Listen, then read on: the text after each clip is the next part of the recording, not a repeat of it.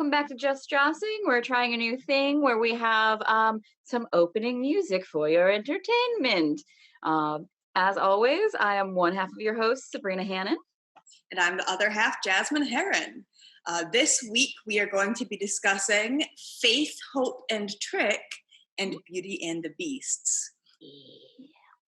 Both of these are very definitively arc episodes. Yes, they are. And there's when I started watching Faith, Hope, Trick, like I remember both of these episodes, but it wasn't until I was watching that I realized how much of my wardrobe in 8th grade and 9th grade I based off of Faith. Uh-huh. I was just like, I had a top very similar to that. Mm-hmm. I feel like, everyone wanted to be Buffy, but I had the, I had the Faith love. I had the Faith identification.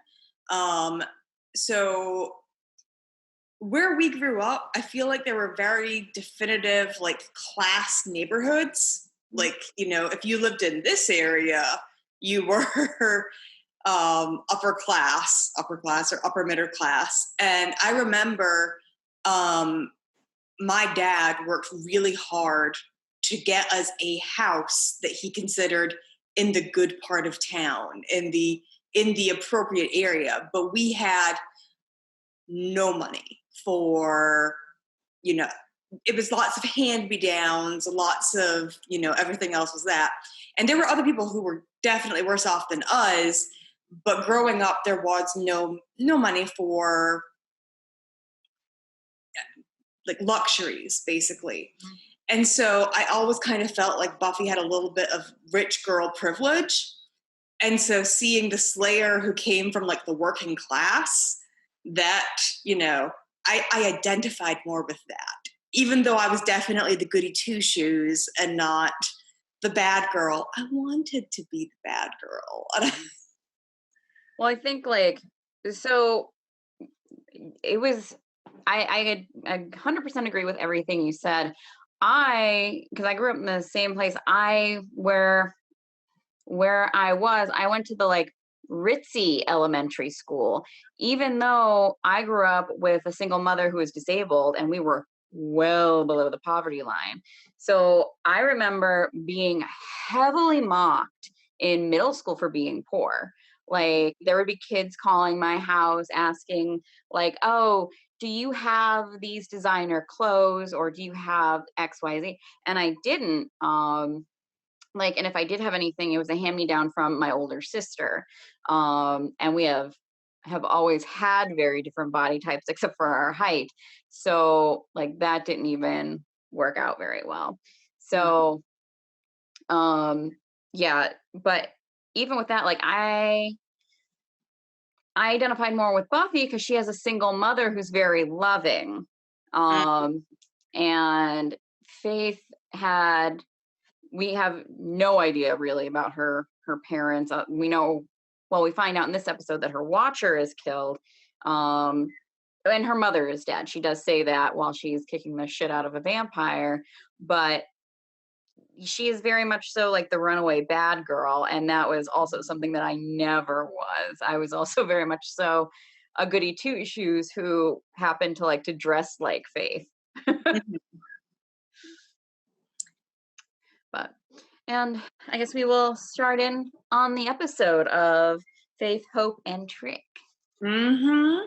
Which is actually a play on Corinthians 13:13. And now abide faith, hope, and love, based on the three theological virtues listed as either faith, hope, and charity, or faith, hope, and love. I did not make the connection until this viewing that the hope part of Faith, Hope, and Trick was for Scott Hope, that Scott's last name was Hope. And that's where the hope came in. Yep. Because Faith is the Slayer, we got the vampire of Trick, and then Scott Hope, who I guess is the hope for Buffy's love life. Yep, the hope for normalcy, which Mm-hmm.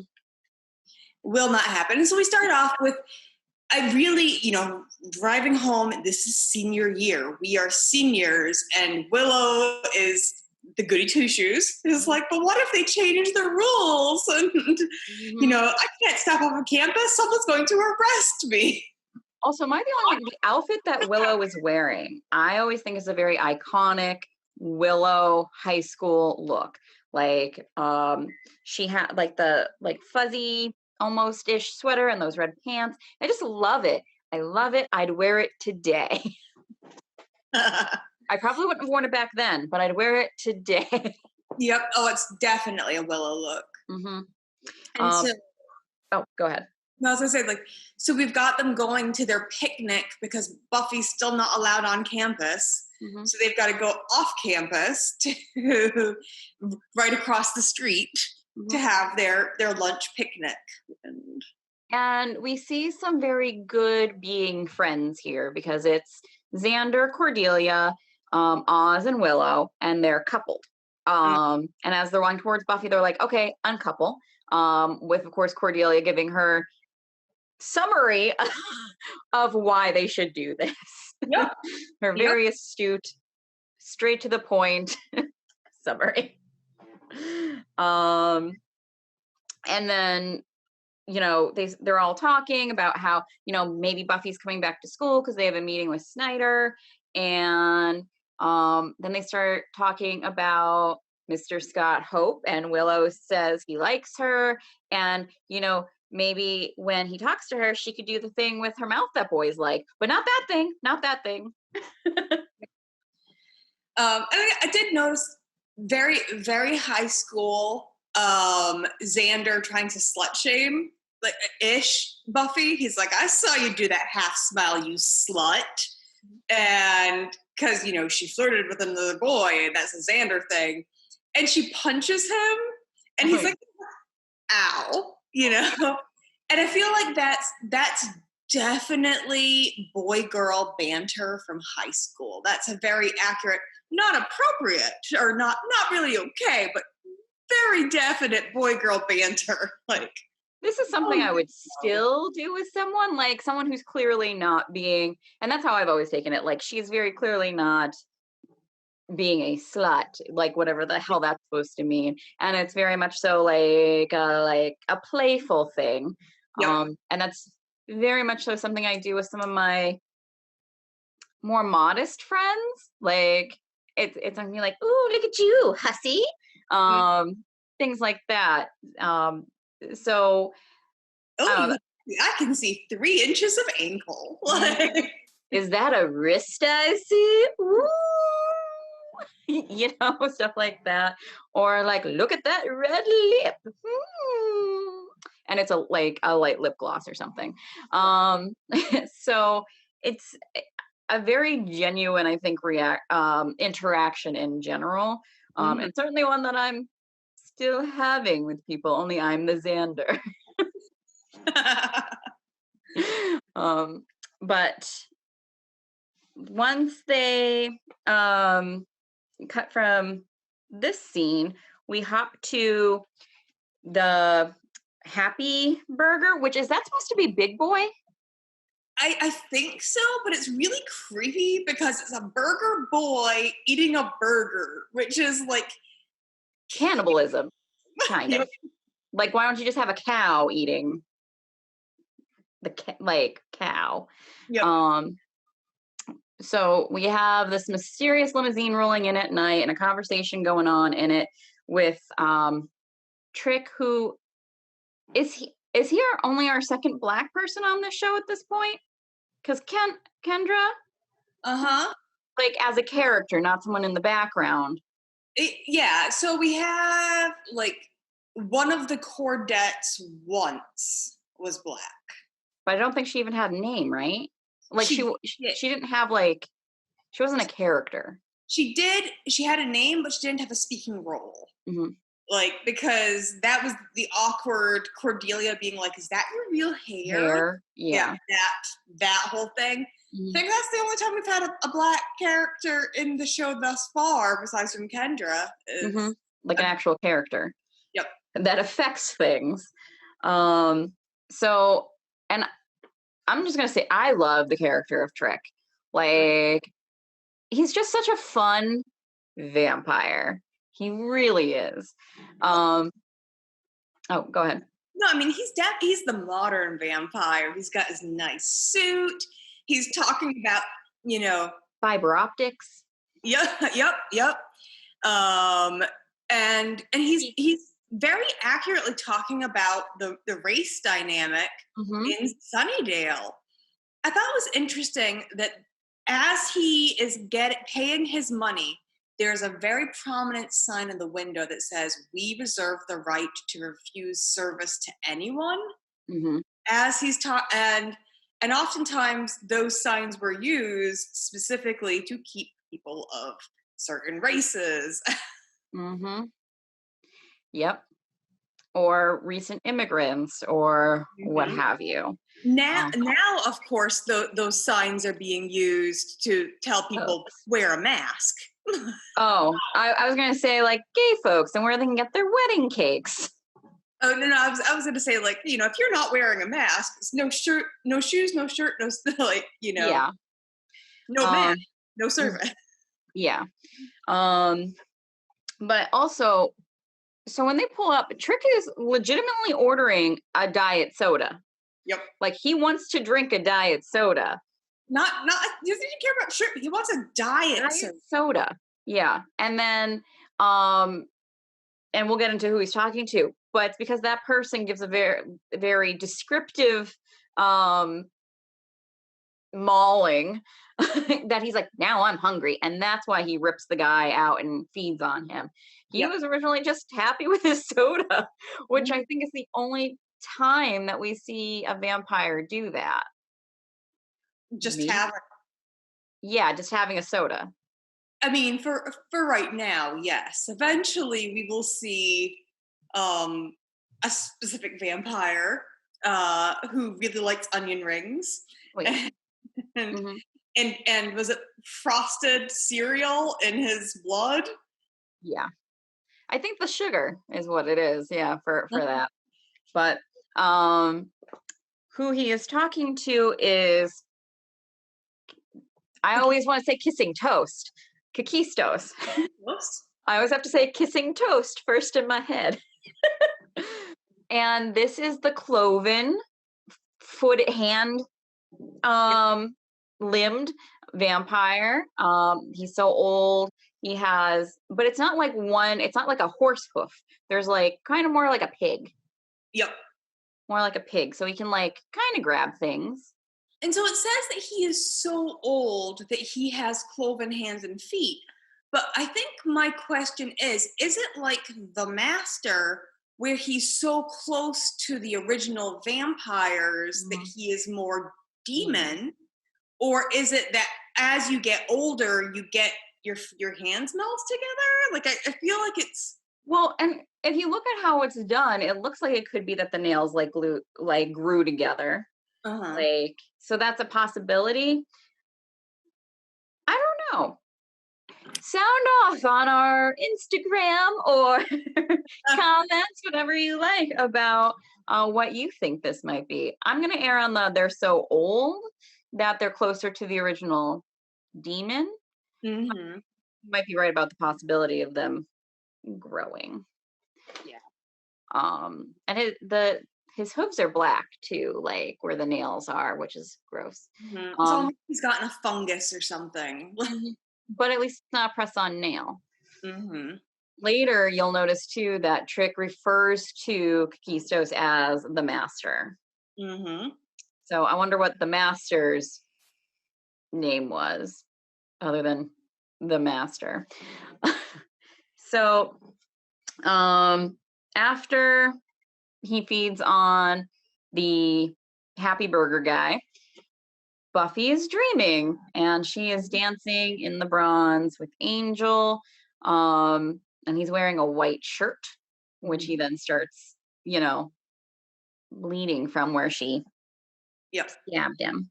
Her the ring, the Clawda ring is going to be all over this episode. And it drops to the floor. He picks it up. That's when the blood starts. And he's all decaying and gross.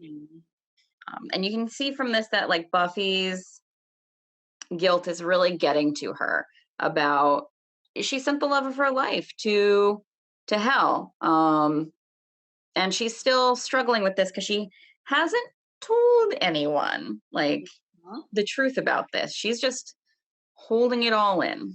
Yep. And then we go, what? She wakes up and her mom's like, "Good morning, honey. Ready to face the beast?" Mm-hmm. But before she does this, she pulls out the Clawda ring, which she has put on a chain. Mm-hmm. So she's put it on a chain, so it's no longer something that she wears on her hands. Yeah. But it's still something that she's connected to and she doesn't want to lose. Yeah. And then they go to Snyder. Mm-hmm. And Snyder has a whole list of things that she has to do in order to come back to school. Except, as they point out, although he can impose these not these restrictions, but these like requirements, the school board overruled him and said he has to let Buffy learn at Sunnydale. Mm-hmm. Yeah, so I guess like there must be no time limit for her to do those things. Like, mm-hmm. You have to do this, but not really.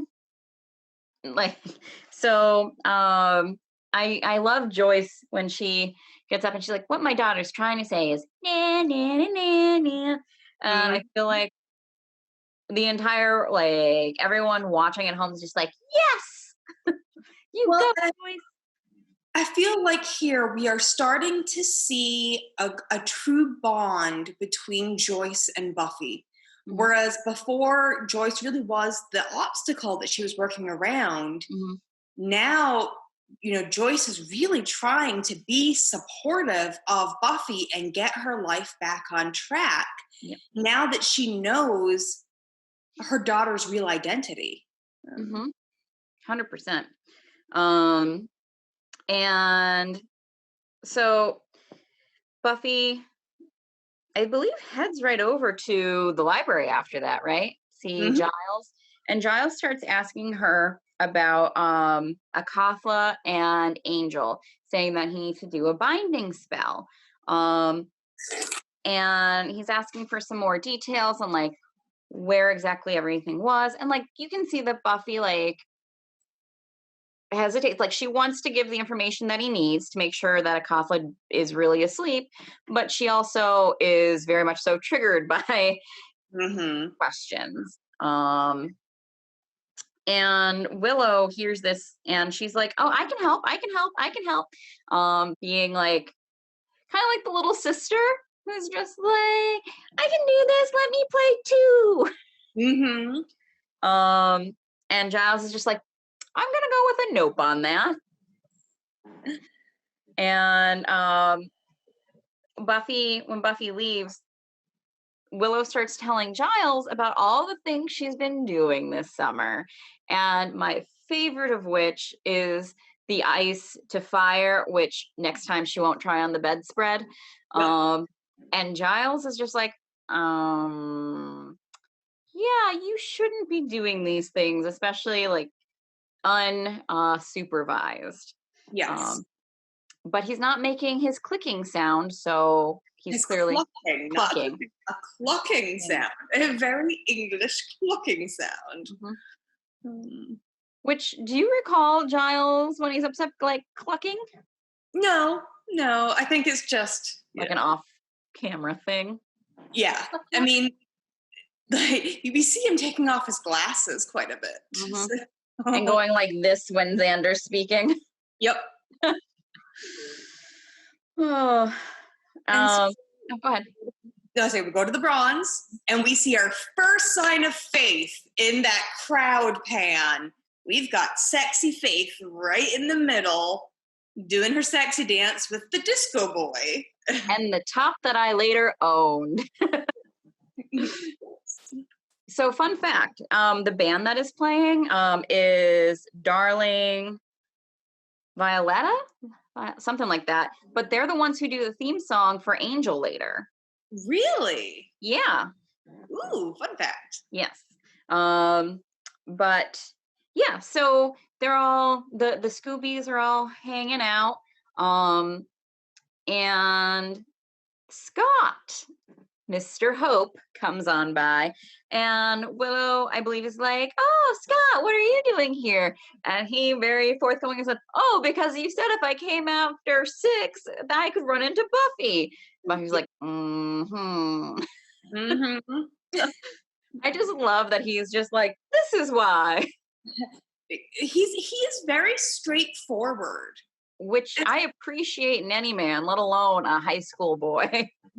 Yep. He's, I'm interested, and like, no pressure. And he does the whole mosey thing. He says, no pressure. I'm going to go stand by the dance floor and mosey if you want to, and don't mosey if you don't. And with his use of mosey, he captures Oz's heart. Yes. um, of course, Cordelia shows up with Xander and points out Slutorama and Disco Dave. Disco Dave. And Buffy is like, ooh, vampire. Like, that dude is vampire. And he thinks they have to go save the girl. But it turns out the girl is a slayer. Yeah. And, but of course, on Buffy's way out to go save her, she runs into Scott and he's like, "Hey!" And she's like, "No, oh, my bad. I gotta go, but this isn't, oh, bye," and goes. And it's one of those moments where like you feel like the awkwardness, and you're just like, "I'm so sorry, Scott. More important things to do." So we start, we meet Faith. Faith comes back with them. She's chatting. Xander is enthralled. She's talking. And Willow. And yeah. If you see Willow's face, she's very interested in the naked story. Yes. So she's got her naked story with the preacher, and she is just very like flamboyant, not flamboyantly gay, just flamboyantly charismatic. Mm-hmm. And she's talking, and they're like, "Ooh, naked stories," and she's just very open about, "Oh, I love, I get so hungry and horny," and she just really enjoys being a slayer. Now, it's been about 3 months since Kendra died, so she's only been called for 3 months, but it sounds to me as if she had been involved with her watcher for a lot longer. Which, I mean, we see that with, what is it? Some of the other potential slayers, some of them have, like, are with their watchers for a long time. Kendra was. I mean, she was given as an infant. Yep. Basically. So I guess the Watchers Council tries to identify slayers before they are called, potentials before they are called. And then we'll introduce them to the world and train them well before they, are ever possibly called. Buffy was one of the rare instances where she did not have a watcher before she was called. I think one of the reasons is, so in some countries it's very clear that that's not something that would be acceptable. Faith's mom is dead, and her dad, who knows where he is. So it might have been an opportunity where the council could step in and be like, yoink, no one's going to miss this child, who is a potential slayer. Whereas Buffy, there's no way in hell her parents were giving her up. Like, can you imagine telling Joyce? She'd be like, "No, I'll kill you first." Yep. So I would imagine in like some countries, like, you're just not getting your paws on that slayer, and you're just going to have some weird guy following her around waiting. Yeah. That's what's going to happen. But yeah, and you can see like right away, like Buffy's not so thrilled with this new Slayer. Like Buffy's trying to like interject and like even just trying to answer Faith's like questions, and people like her friends are jumping over her and like kind of slamming Buffy down by her friends. I mean, mostly Xander. I mean, at one point, I don't think it's this night, it's another time that Oz pipes up like, "How do you feel about werewolves?" Mm-hmm. Um, and we hear her use her 5x5 line. Yep. Which does she ever explain what 5x5 means? Well, 5x5 is actually like a technical radio term, and it means like perfect clarity and perfect like levels of audio. So, or perfect But does Faith ever like? Do we ever find out why Faith is using that terminology? it's not explained through that. Mhm. So, yeah, I mean, Faith isn't like say it's just. I mean, who knows? Maybe it was something she learned growing up at some point, or maybe she heard someone say it. Like, Yeah, her watcher was like an old radio person. yep. Well, I think it was specifically for like military radio. Oh, then maybe like other Slayers use that language then from They their would say watch. like everything is 5x5, meaning we have like perfect communication back and forth with each other. Oh, Says that yeah, the Watcher yeah, is yeah. a Watcher's retreat, and so she thought she would come out and play hooky with Buffy, and they confirm with Giles because she's like, Watcherless, and Mhm. Giles is like, I was not invited. I am never invited.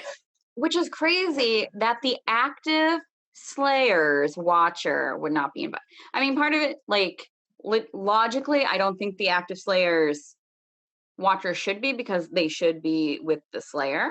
Uh-huh. But like you would think, like he's never been invited. Mm-hmm.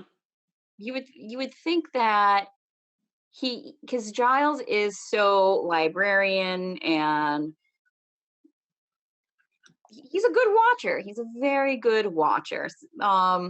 Although maybe had they included him on those things, he would have been more by the book, and him and Buffy wouldn't have had the relationship that they have. But yeah, you can see him lamenting the fact that he is not on this retreat Mm-hmm. several times throughout this episode. And he's Yep. like, oh. um, but then like people scurry off. Mainly Willow and Xander are going to give Faith a tour of the school, which is going to just involve them pointing out places where crappy, traumatic things have happened. Yep. And Giles takes this opportunity to again ask about Angel and Akatha. Yep. And he's like, it's so strange, still not getting what I need. And Buffy kind of shimmies away and is like, I have to go do things. Yep. And then we find that Faith has bumped into Scott and is chatting up. And now they're even trying to say, like, oh, well, maybe Scott and Faith could hit it off. Buffy's already feeling like Faith is taking over her life, which she has just gotten back. And her friends are now throwing the guy who they were just throwing at her to Faith. Yep. And and they have kind of insisted that Buffy invite Faith over for dinner. yes. Yep. They're definitely pushing Faith on Buffy, and Buffy's being resistant, and she will recognize this later. So then we flash over to Mr. Trick, who's talking about how like they could do all these great things, these great modern things in Sunnydale. You could be wired in, use the internet, and they get to like order food in. Yep. They order food in by ordering a pizza and then eating the pizza boy. Which would not work these days, because if the pizza boy doesn't come back, they have your address and they're gonna come looking. Yep. Just saying. There's a bit of a plot hole there.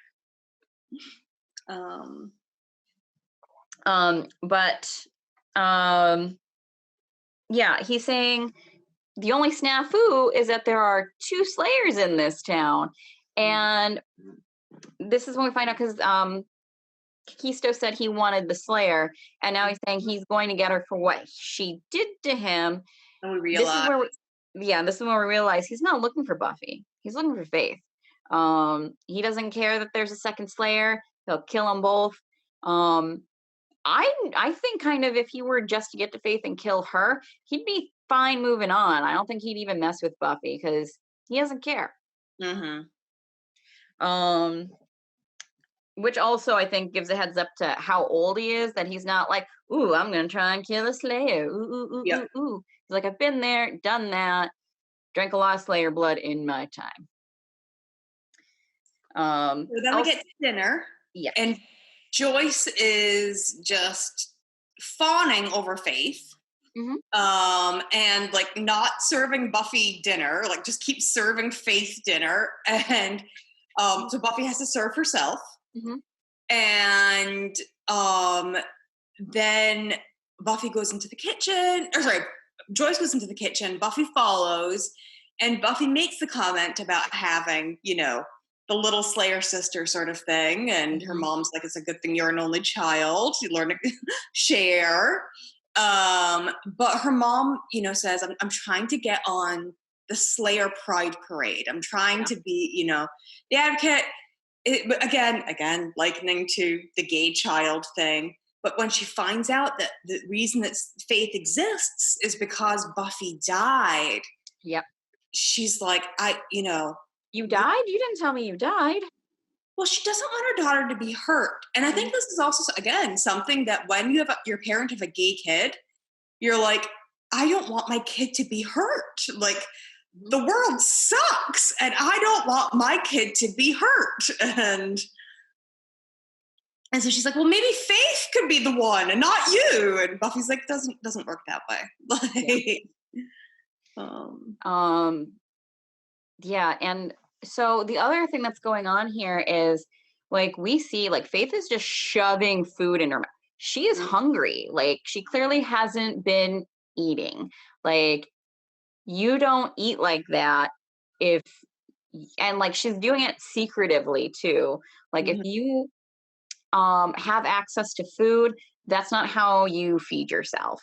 And I think like Joyce, one of the reasons I think she is giving Faith so much food is she can probably tell by looking at her that like she probably needs food. Like but Buffy doesn't see that. She just sees this girl stealing her fries. Yep. And she's none too happy. And I mean, Faith isn't going out of her way to make nice with Buffy either. Like, other than those first like 2 questions, she just kind of like steamrolls right over her.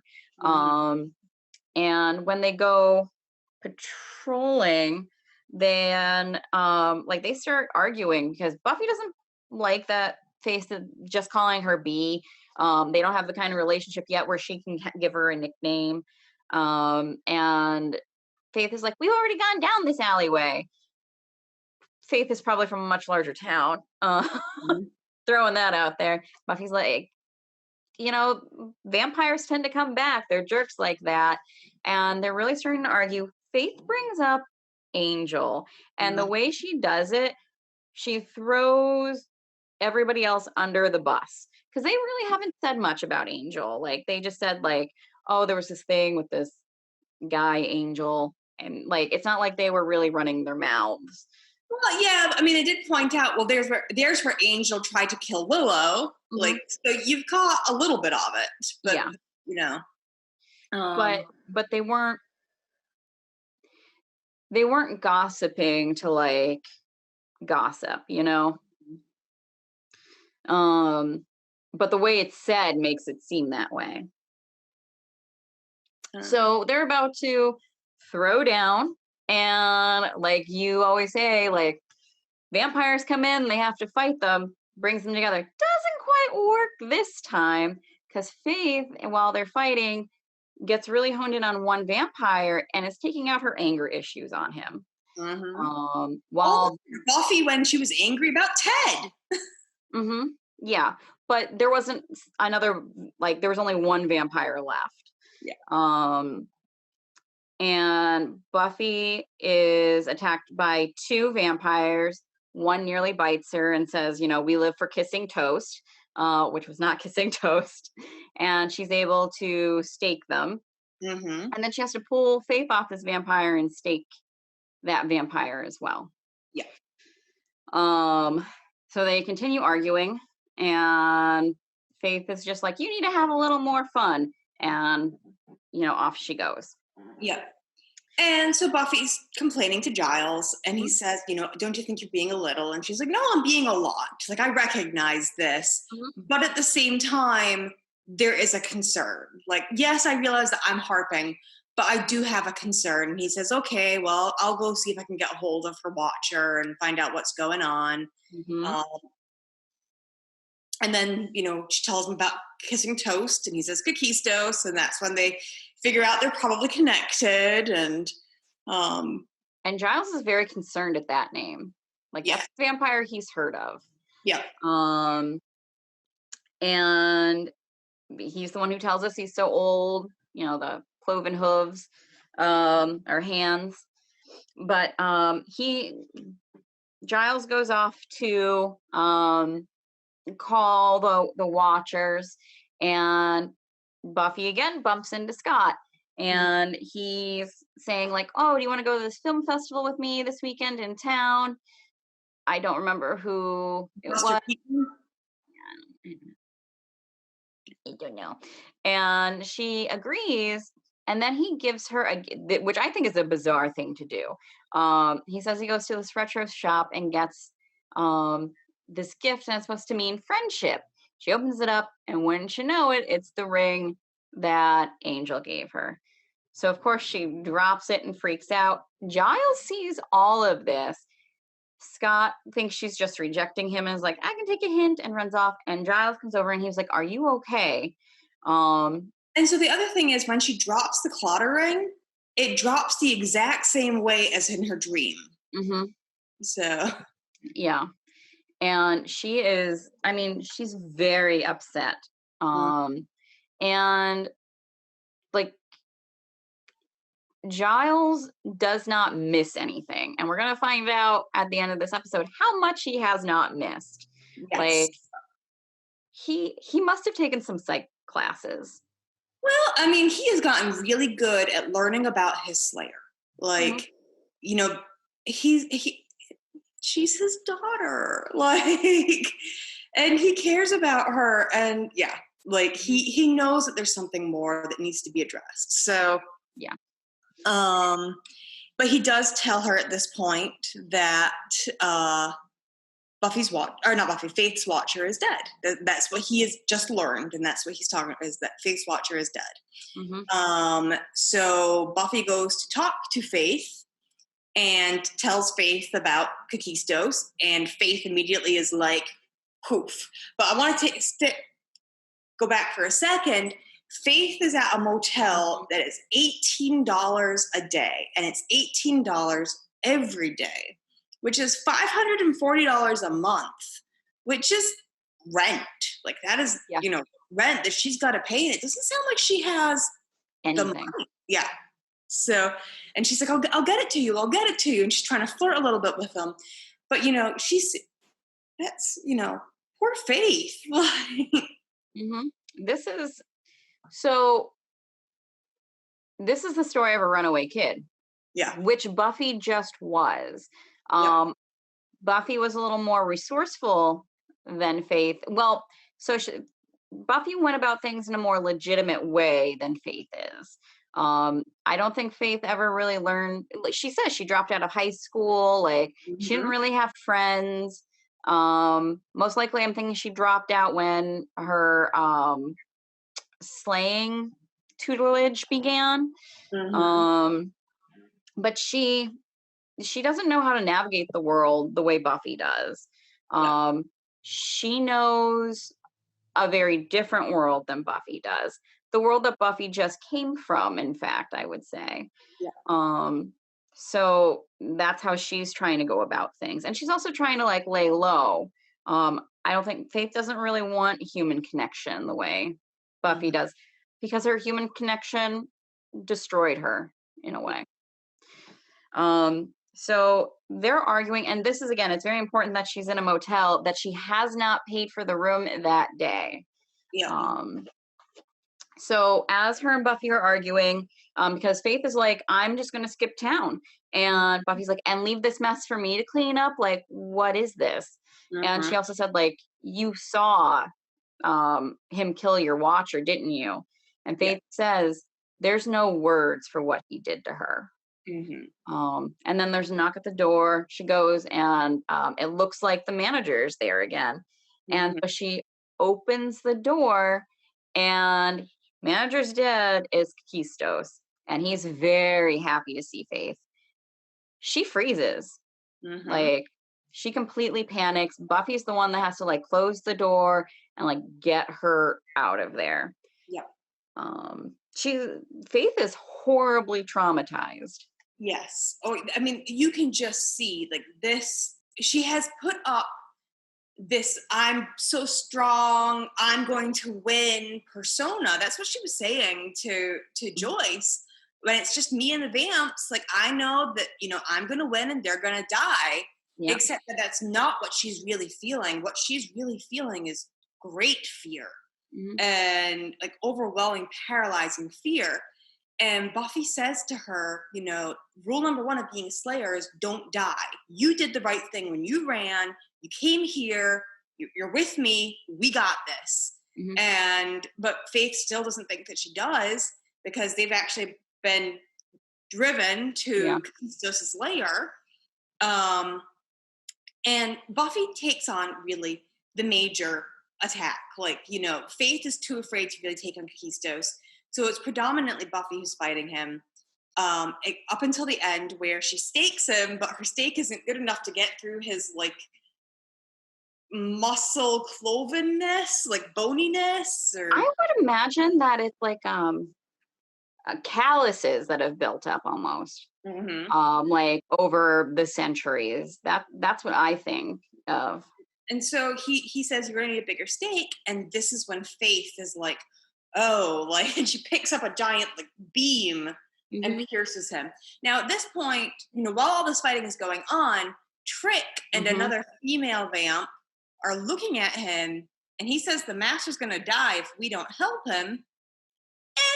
Like, and he specifically says this is about being the modern vampire. These old vengeance like Mhm. grudges, they don't work. Like, that's not where the money is. That's not where the Mhm. power is. And so he just pieces out.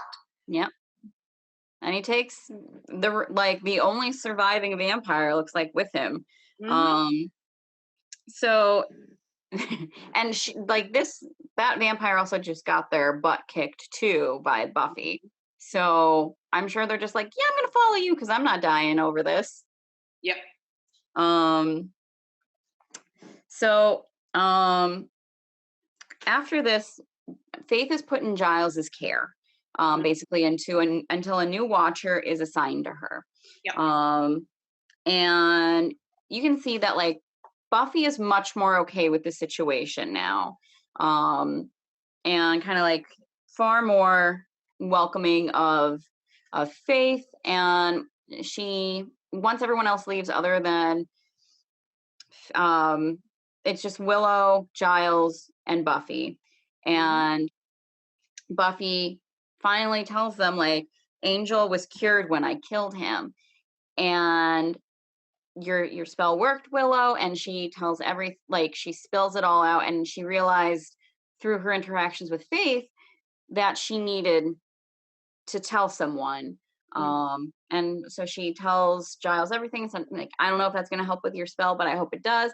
Giles like, yeah, I think it will. Buffy leaves, and Willow again tries to plead her case that she can help with this spell. And Giles said, there was no spell. Hmm. And Willow just kind of stares after Giles. And at that moment, like I every time I watch it, I know it's coming, and I'm just like, Giles. I just want to hug him. Yes, because he was nudging Buffy to face her own trauma Mm-hmm. without, saying there's something more. You need to tell me. He was just, can we go over this again? Can we go like there's nudge nudge until she's finally ready. Yeah. And so Buffy says to Scott, she waits for Scott and she says like, yeah, let's go out. And she says she first has to do something. She goes back to the mansion and she says goodbye to Angel and she puts the Claddagh ring on the ground. And where she killed Angel, I think, like exactly where she killed Angel, she puts it down and then she leaves and all of a sudden this like portal appears in the sky, like above the Claddagh ring, and out drops naked, sweaty, shivering Angel. Like this is everyone's favorite scene who's attracted to men. Because you're like, Angel butt. He seemed too broken for me to be attracted to that. Like, Angel butt. sure. I also think it's very interesting that, like, because he's coming back from hell, it's not a portal opening in the floor. Mm-hmm. It's in the sky and a bright white light, and out comes someone named Angel. I'm always so amused by that. But oh, sorry, go ahead. I was going to say, and so ends Faith, Hope, and Trick. Yeah. The introduction of three major characters of the season. Yeah. And so when you say three major characters, because you could probably argue that four. Yeah. Four major characters of the season. Yeah, and now we know why David Boreanaz hasn't been taken off the credits, other than to do like random dream scenes, which, I mean, they really could have dragged that on forever if they wanted. Mm-hmm. But now we're into Beauty and the Beasts, which I love. Love this episode. Why? Because I'm cuckoo. Well, also because guess who wrote it? Yep. Marty Noxon. Mm-hmm. Love that woman. And it's another one. I find that I love all of the ones that have narration at the beginning. A voiceover. Mm-hmm. And I think that I actually noted that this is the third time that we have a voiceover episode, and it's they're always very angel heavy episodes. Yeah. So we've got Passion, and then we had, which is Angel voiceover, and then we have Becoming Part 1, which is the Whistler voiceover, but about Angel. Yeah. And now we have Beauty and the Beasts, which is a Buffy voiceover, but it's about Angel. Yeah. And I mean, this episode, it's not light-handed, it is heavy-handed it's about intimate partner violence. And I'm about to go on a little statistical rant because this is what I do for a living. So one of the things that I really enjoy about this is they depict it very, very well. And so with intimate partner violence, and I'm saying that instead of domestic violence, because when you think domestic violence, you think people who are living together, and people are like, well, domestic violence doesn't really affect teenagers, but it does. So in fact, 1 in 3 teens in the US is a victim of physical, sexual, and emotional violence from a partner. And girls specifically in between the ages of 16 and 24 experience the highest rates of intimate partner violence, and it's almost triple the national average for any other age group, no matter what gender you are. And then, so 1 in 3 teens who experience intimate partner violence never tell anyone, which we see here. It's Donna, right? Debbie. Had Debbie not been confronted, she was never going to say anything about the fact that she was being abused. And 80% of girls who have been physically abused in their relationships continue to date their abusers, which again, we see here, like, and another thing is 1 in 5 girls who have been in a relationship said that if the girl is initiating a breakup, they have been threatened with physical violence by their partner to stay. And all of this is within the relationship of Debbie and Pete. And you can see too, like, the counselor really also connects and believes that that's what Buffy was in, right? An abusive relationship, which, I mean, yeah, kind of, but not exactly. With Angel, I mean, she was being stalked by basically her ex-boyfriend, and it's taking something that is supernatural and relating it very plainly to what thousands upon thousands of folks are experiencing every day around the country. So it's a very heavy episode, but I've always really liked it because it has such a nice ending if you're not in that abusive relationship. So when it opens up, what they're reading is Call the Wild, and it's a full moon. So you actually kind of think that it's going to be an Oz heavy episode. And I mean, there's a lot of Oz in here. And I really enjoy Oz too in this episode, but I enjoy everything that Seth Green does. So, so what I also think it's interesting because as they're reading the book, but it's for class. So that's why Buffy is reading it. Although when we hop into the actual scene, it's Willow going over it. And she says, like, when she says the word rabbit, Oz is in his werewolf form and like loses his mind in the cage. So I'm guessing they understand human when like in werewolf form, which I think is a little odd. And apparently werewolf Oz is really down with rabbits and eating them. Well, as I discussed previously, the werewolf is essentially the sexual id form. He as a monster, the monster is overcome by sexual pheromonal id. And so I can understand having like a general understanding of language without the capability of using the language. I thought you were going to say Oz was wanting to have sex with the bunny. And I was like, I'm pretty sure he wants to eat it and not in a sexual way. I was like, where are you going, Jasmine? I'm going with he can understand language. I'm going the normal way of this conversation, Sabrina.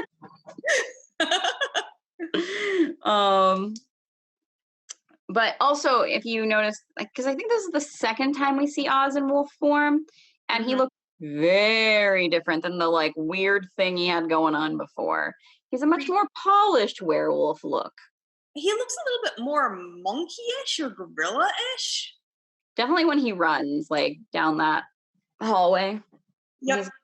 So previously when they had, it was like a monster mask werewolf. And now he looks more like a human wolf hybrid than monster mask, like Halloween mask. He would never be confused with an actual wolf now. Like maybe if he was on all fours, but if he's moving, you're definitely, I agree. You will definitely get gorilla. Yep. Except he has a little tail. Yes. Which he doesn't like it being pulled. He does not like it being pulled. Nope. Okay.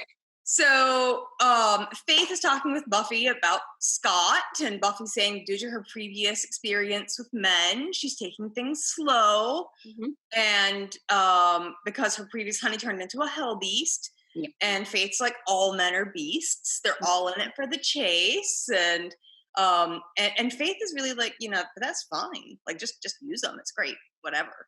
And of course, being, Buffy the Vampire Slayer, the show, as soon as you say they're all in it for a chase, we cut to a scene where a man's being chased through the woods. Yep. And one other important thing that's important to note, so Willow leaves the library and Xander comes in her place and to watch Oz, and immediately he curls up and goes to sleep on the table. Yep. He's like, oh yeah, don't worry, I'll stay up. She leaves, he goes bloop, like right there. Ugh. Liar, liar, pants on fire. So not responsible, Xander. Nope. So the next day we've got Buffy and Scott, and then Debbie and Pete, and Oz and Willow talking. And Buffy says that she has to go see Mr. Platt, and Debbie says that she sees him too because she has success issues. And is this the part, I think, where we see the flowers?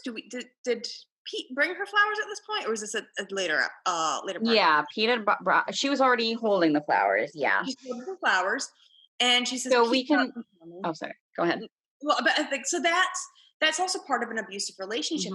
Gift giving, the honeymoon phase, happens after a violence, like a violent episode is followed by gift giving, and the honeymoon period.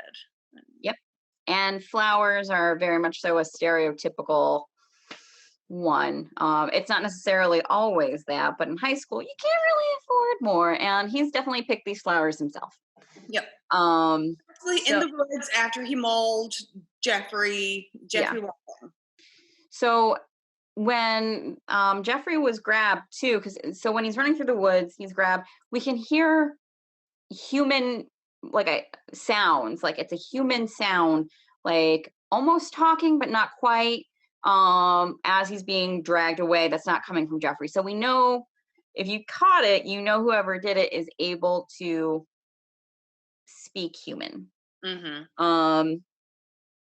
So, which is very important for this episode. But yeah, so then we go to Giles and Xander freaking out because of the mauling, and Xander had been asleep. Giles actually doesn't know yet that Xander had been asleep all night. He's just saying, there's no way that Oz could have gotten out because he was here in the morning and he stopped himself, and Giles is like, when you woke up? Yep. It's so good. Like, he's ready to murder him. And we all understand why, because Xander's in like, oh, the window's open. Yep. So who would not want to murder Xander at this point, honestly? Like that is a big screw up. It's a betrayal of trust that put Oz in a position where he is not in control. Yeah. And he was counting on his friends to take care of his body while he is not in control of it. And his friend was not responsible, and he could have done something that he can't take back. Can't undo, and it is horrifying. And so Oz is really, upset, and they're like, okay, well, let's try and figure things out. So Faith is going to, Faith is going to watch Oz, and Giles is going to go get his books from home, and Buffy's going to patrol in case it was something different.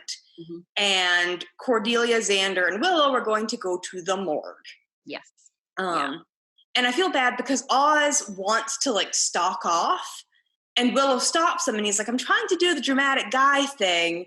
And she's like, and I want you to be able to, and she points to the clock, and you just feel so heartbroken for Oz because he's like, he wants to be able to process his emotions about everything that's just happened, and he can't because his body is about to do something that he can't control.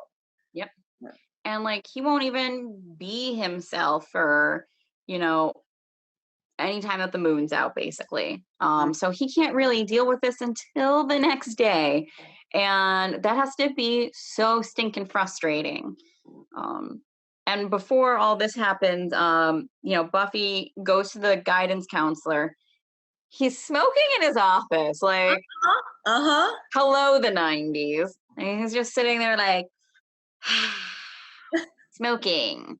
And smoking kills, everyone. Cool counselor. He's a cool counselor. Yeah, and I love how he turns around and he just like sprays air freshener a few times. Like that's gonna keep everyone from knowing he's been smoking in his office. But he's an excellent school counselor. Like, what a freaking good role model this man is. Like, I was just like, you should travel the country training all school counselors, sir. Because I'm not going to be your friend. You have friends. I hope, but like I am here as a objective third party who's going to tell you the truth. And that I have a therapist. I have a chronic disability, and sometimes I need someone to talk to that is not my spouse or my friend, someone who's going to be like, let's have an objective talk, be empathetic, but also, don't bullshit me and don't coddle me. And I really feel like that's what this guy was being for Buffy. Like, yeah, 100%. And one of the things he says while they're talking is, everybody has demons. The hope I bring to you is that demons can be fought. And I'm just like, this is such great writing right now. Yep. Like, because we've talked before about how Joss Whedon has said all of this is a metaphor anyway.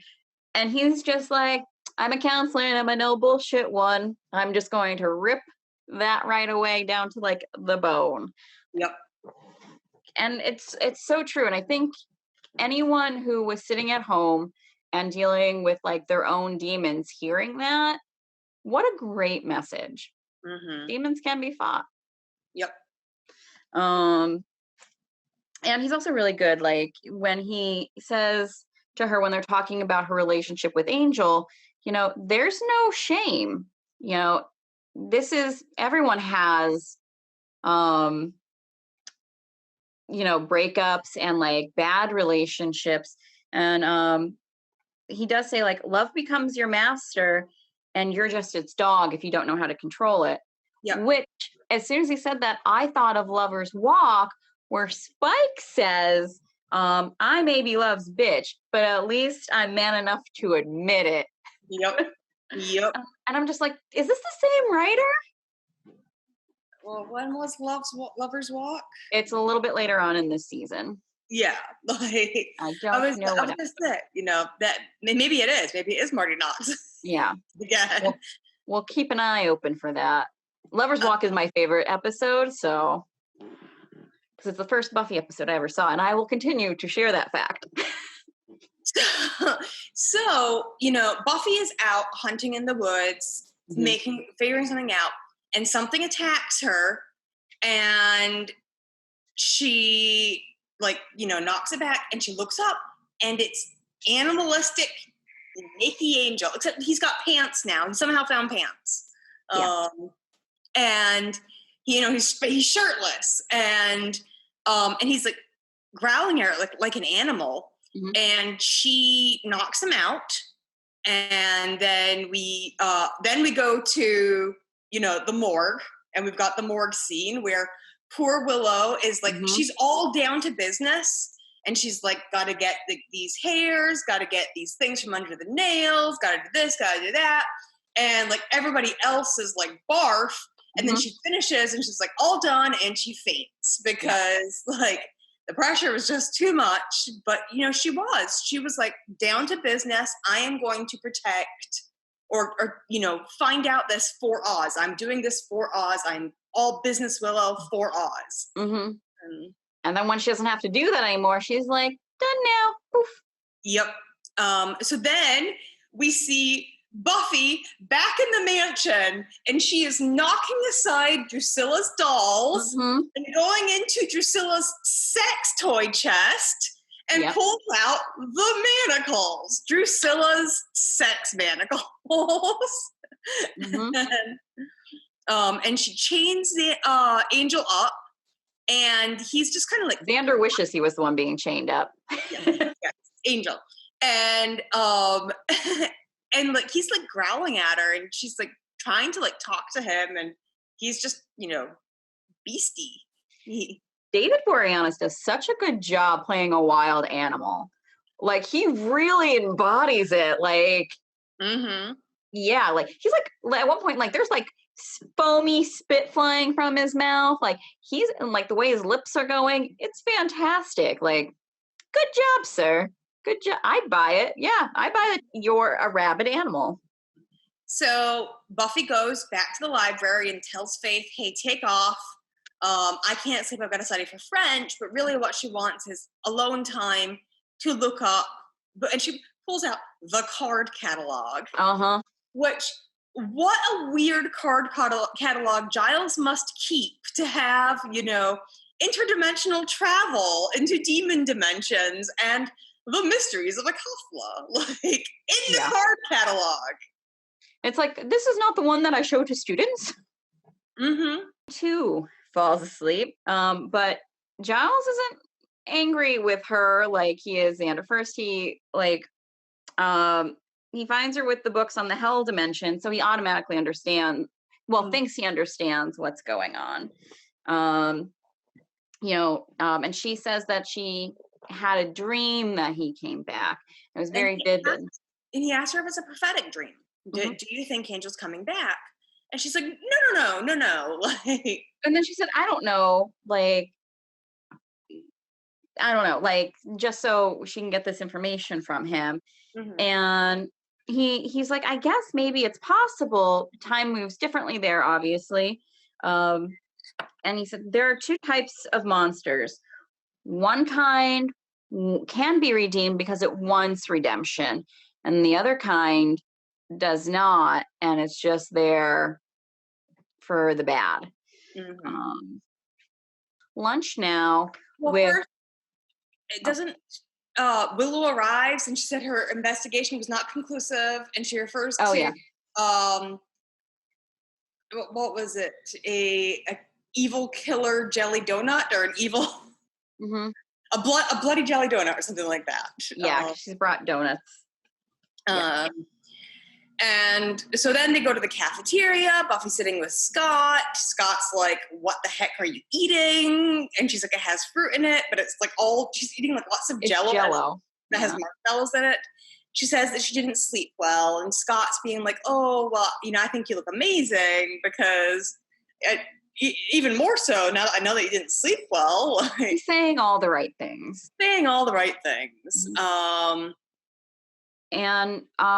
So they start talking also about Mr. Platt, and when Buffy says that she likes him, Debbie says like, he can be good with some stuff, basically is what she says. And when she says something nice about Mr. Platt, you can see like Pete like turns his head like which is not a normal reaction for someone to have, but it's also a subtle one that would actually happen in real life. And it's those sorts of red flags to look out for if you're concerned about your friend. And it's also something that like before the actual violence starts, you can start to clock on your own if you're in that relationship. So Buffy leaves, and she actually sneaks out and goes, because she's a senior, she can leave campus. So she goes to the mansion to see Angel. And he's still all snarly, and also a vampire during the day, I cannot imagine in general is going to be very pleasant. I mean, we'll see later with Spike. But he's chained up. Even if he was feeling more himself, you got to be a little grumpy. Yep. Yep. She tries to touch him, and like he lunges at her, and she is frightened, and she, leaves. And if you think about where he's been and like what he has gone through, don't touch someone who has recently been traumatized. Yep. Don't do that. And so we've got some stuff going on at the same time. Pete and Debbie are in a closet or a room making out, and Pete sees a jar has been emptied. It's got this like green glowing liquid in it. And he's like, "You didn't drink this, did you?" And then we flash to Buffy coming into Mr. Platt's office, and she's talking to him, and she's like, "I need to tell you something, and I can't turn around. I can't talk to my friends. I need to get this out. Don't turn around."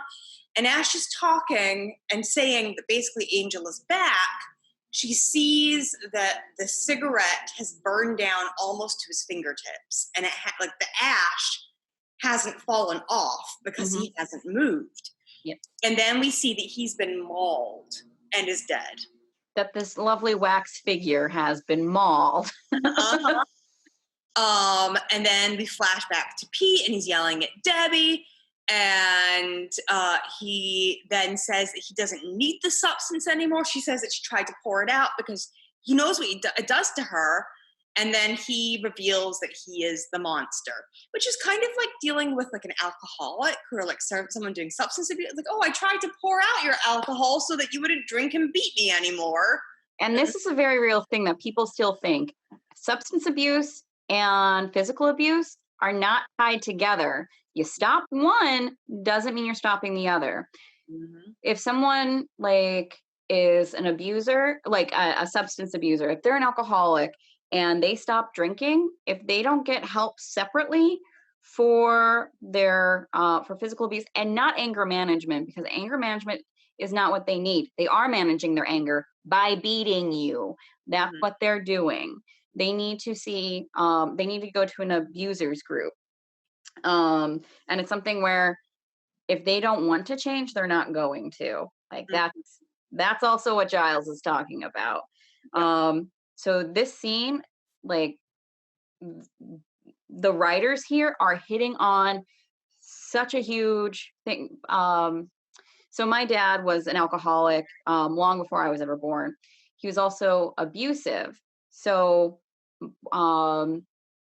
his ex-wife was my mother's friend, and she's actually the one that introduced my parents, because my dad had been sober for 6 years. She thought, oh, well, he must not be abusive anymore either. But he wasn't, because he never got help for his PTSD. So no longer an alcoholic, still abusive. After my parents got divorced, he went and got help for his PTSD, stopped the abuse. Like completely stopped. So what he's saying here, like that whole thing, I like rewatching it, I was just like, yes, yes, all of this message, yes, good job. Because it's us, like in the 90s, especially, we don't always get that message now. So to be getting it then, I was just like, go Josh, woohoo. Well, I guess go Marty Knox. Yep. And so, I mean, he starts beating on Debbie and telling her that she can't even go run her mouth to Mr. Platt anymore. He took care of Mr. Platt. And then she's like crying on the ground, bleeding and bruised. And he turns back into a human and he says, you shouldn't make me angry. I can't control myself when I'm that way. And basically, like, it's your fault that I did this. It's your fault that I did this to you. And I just love you so much. And she said, oh, he loves me and I love him. And And so she immediately starts like petting him, Hmm. like She starts. comforting him. Exactly. Exactly. And this is all stuff abusers will do. They will isolate.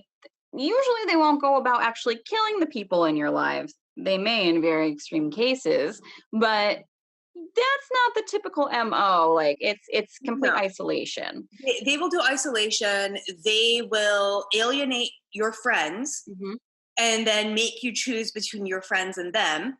And you're gonna be like, oh well, my friend's angry at my boyfriend, so I have to choose my boyfriend over my friend.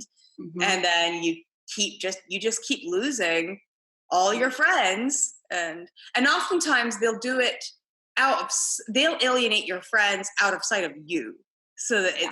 it's your partner's word against your friend's word, and Yep. you've never seen your partner do anything like that, so Yes.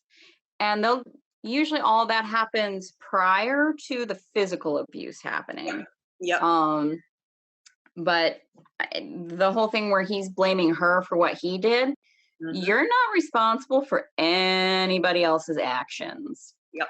You're you are responsible for your actions.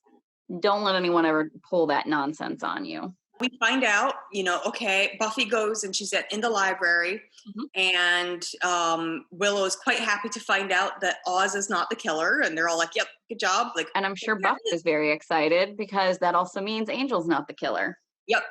Um, and they're okay. We're looking for a daytime murderer, sort of thing. And they're like, "Where's Oz? Like, Oz should be here?" And so then we flash to Oz, and Oz is giving Debbie his study notes for his bio final, which he aced because he showed up to the final last year. Yeah. Um, and he's like, "I'm giving her notes," and he notices her black eye. She tells him she fell on a doorknob. She doesn't even finish it. She's like, "Oh, I'm so," and he says, "Like you fell," like, Uh-huh. which says like, without Oz saying it, like, I know this is a lie. Yep. I know you're bullshitting me right now. Um, but he's doing it in non. What Oz actually does is a very good way to go about it. Like when he was like, if you need someone to talk to without being judgmental of her, Yep. because if you're judgmental, you're going to help isolate that person. Which you're going to see in a few minutes with Buffy talking to Debbie and breaking her. Yeah. Uh, so he's like, if you want to come to me. And Pete's watching this and having his, toxic masculinity He's freak out. stalking her. Yep. He's stalking her, which is another part of it. Yeah. And so the Oz shows up, and he's like, I may be a cold-blooded jelly donut, but I've got great timing. Mhm. And Willow's like, actually, it's not you. We know it's not you. And he's like, oh, that's great. He's relieved. He's actually really relieved. And they're like, Mhm. okay. So then they figure out it's probably Pete, because they're like, all right, who's the one that we all have in common? It's Debbie. Debbie's the one in common. And we think it's Pete who's the one who's doing the attacking. And Oz is the one that put all this together. Yep. Mhm. And so they're like, okay, Buffy and Willow, you're a team. Faith and Giles, they're a team. Oz is like, I'm gonna go lock myself in my cage now. Mhm. And so Debbie is trying to cover her bruised eye with makeup. And Buffy says to her, you know what works? Don't get hit. Like, and Debbie says at one point, like, what are you gonna do to me? Almost as if, like, you gonna hit me? Like, what can, and Will says that's the wrong answer. And for a second, it's like, is she gonna hit him? And is she gonna hit Debbie? But instead she grabs Debbie and shoves her in front of a mirror and is like, look at yourself. Like, look at what he did to you. And, that's not love. That is not love. And yeah. So Yeah. This is not necessarily the thing that you should do with an abuse victim. It's uh-huh. probably what you'll want to do. Uh-huh. Resist that urge because we see what happens with Debbie. Well, Debbie just melts down. No, he loves me. He loves me. And then Uh, goes running right back to him. yep. And so, she says, I didn't ask for your help. And Willow says, when are you going to? If Pete kills you, it'll pretty much be too late. Mm-hmm. And she's like, no, he loves me. And they're like, he's killing people. No, he loves me. Like, and that's when she breaks down. He loves me. He loves me. I know he loves me. He loves me. He loves me. I know he loves me. At this point, Oz in his cage, and Pete shows up. And Angel is also ripped free of his chains. Yep. He's ripped free of his chains, but he hasn't left the mansion yet. Yep. He's been working on it because it's not sundown yet. It's almost, but not sundown yet. Yeah. But yeah, Pete's in the library. Pete's in the library, and he's pushing on the cage, and Oz is like, hey, you should not do that. Like, once the sun goes down, and Pete's like, I'm going to kill you before the sun goes down. Because you touched Debbie. Because you touched Debbie. Who gave you the right to touch another man's girl? Like, And also, this goes to show you how strong that cage, we know the cage is strong because it holds Oz as a werewolf. We've seen it hold other bads. Pete, when he turns, he just rips that right off. Yep. Like, right the hell off. Mm-hmm. Which I'm also sure, Oz has to clock that in his head, too. Like, I can't do that as a werewolf. Yep. Shit. Now, thankfully, because everybody else, well, with Mr. Platt, Pete just murdered him. Like, he didn't have time to do anything. He apparently has decided he wants to have some fun with Oz before killing, before finishing him off, which is his downside. Because Oz, when the sun goes down, Oz says rules change. Fun fact, so Oz as a werewolf immediately bites Pete. Had Pete lived, he would have also been a werewolf. Werewolf monster, Yep. So I'm wondering if he'd also be this weird, veiny werewolf, but we never have to find that out. So they have a real fight going on, and Hooves converge on the library because they hear Oz as a werewolf making sounds. They didn't hear shit breaking before, but they hear because it's like a yelp almost that comes out of him. And they're like, They all go running back. And Buffy goes to shoot, to trank Oz. And Debbie's like, look out, Pete! And pushes the trank gun so that Buffy shoots Giles. And Giles is always being shot in the back. And he's like, oh, good show. Bloody brilliant. I'm so British. As I lose consciousness. Yep. And thankfully, they have no interest. The two monsters have no interest in Giles' now unconscious body. Yep. They both monsters take it as a time to get the hell out of there. Probably because they're evenly matched, pretty much so, and neither one of them have any interest in. I'm sure Oz is a werewolf. Is like, I want some food, and Pete is like, I wanted to kill this guy. I can't do that as a werewolf. I didn't know this was how this is going to play out. Yep. So Pete takes off. Buffy chases after him, tosses the trank gun to Faith and says, get the wolf. So Willow and Faith go chasing after Oz. Debbie runs off on her own. Yep. Pete loses Buffy by climbing up a wall, leaving a bloody handprint, going out a sliding window. Yep.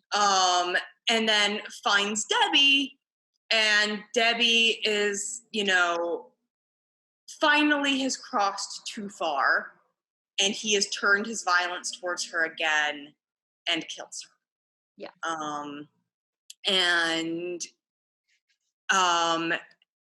Buffy is following at this point. Faith is fighting with Oz because Oz has managed to pin the gun kind of under her while she's fighting with him. So Willow comes over and yanks on his tail, and he yelps, and then she takes off running down the hallway going, "Get the gun, get the gun!" and Willow Oz follows. Mm-hmm. And yep, because his tail got pulled. Just like a dog, like. Yep. And so Oz is taken care of. Oz is knocked out. Pete is kind of beaten on Buffy. Like Buffy tracks him to that room and finds Debbie's dead body. Yep. And yeah, he's hitting her, saying like, "You're all whores," basically, kind of stuff. Really, and just Angel arrives. Like he's all gross, chauvinistic male abuser, and then Angel arrives as like animal Angel. And he's still got the chains on that were binding his wrists, which he uses to snap Pete's neck. Yep. So he kills Pete, and then he approaches Buffy, and he goes back to his human, like, angel face, and he just says, "Buffy." And then he, like, collapses to his knees and shoves his face in her crotch, and like it's not, no, he's too tall for even that. He's like right under her boobs. Like he has to hunch so that the frame, like, so that David Boreanaz is not like like he's like hunching a little bit so it's not like weird for them. And he's just crying, and she's crying, and like she doesn't really know what to do because like this is her love, and he was an animal, but he just saved her, and oh, Marty Noxon, I love you, Marty Noxon. So and he fought his way back from hell for her, like, yeah. So the next day, Cordelia's like, "Oh wait, Pete was a monster? It wasn't birth control pills or whatever." Like, yeah. But they talk about like the toxic relationship between Pete and Debbie, and how he eventually like just became a monster, just all on his own. It wasn't magic. I mean, there was Hellmouth involvement, but he was, and Cordelia's like, "Well, now I'm going to have serious thoughts all day," because he was just a guy. He was just a guy. And the look on like Xander's face afterwards when he looks at his friend, like, and they look at him like, "Oh, she's gonna have serious thoughts all day." But they say the same thing at the end of Ted too. Like, he was just a guy who, went a little mad scientist-ish, but they don't even really disguise these monsters as monsters really in this, which I love. So before Pete is killed, like he doesn't really react. His face doesn't really react to the fact that Oz is a werewolf. He doesn't really react to Angel. He is not surprised that there's other monsters in Sunnydale. And I don't think it's because of all the mysterious deaths. I think it's abusers, when they're faced with other abusers, are not surprised that there's others. Their assumption is everybody else is like them, for the most part. Yeah. So Buffy tries to console Scott because those were his two best friends, and one killed the other, and he talks about never really knowing what's going on inside someone. Yeah. And then Buffy goes to the mansion, and Angel is sleeping, and he's kind of like twitching a little animalistically, and she voiceovers again from the Call of the Wild and the passage that she's reading at the end of the Call of the Wild is about how the tamed beast is never quite completely tamed, still has, the wiliness. Yep. So this is Angel's back. Yes. I just, that scene where like Angel falls to his knees, all the feelings, all of them. And also like Oz has it's not a white knight moment for Oz in this, but like it's a pretty big damn hero like moment Mhm. where like he puts everything together, like because he's very perceptive, and he's a good friend, and he's like, not just because you're trying to kill me and have killed several other people, but werewolf time. Yep.